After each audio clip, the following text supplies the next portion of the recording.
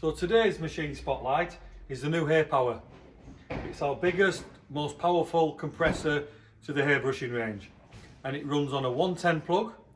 We've got 60 hertz or 50 hertz for whichever country you need it for, and it also for the UK we've also got it on a 13 amp supply. Really simple machine to use.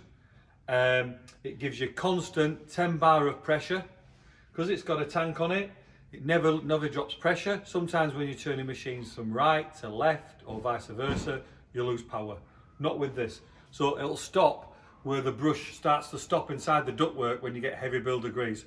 This will cut through it. It really has made a difference with the brushing regime. It takes less time to clean now.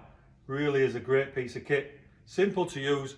You just plug it in with an air line into the brushing machine. Got a valve underneath for draining the air out once you've finished, and as I say, because of the tank, it gives you constant air all the time, continuous air, so you won't ever drop pressure.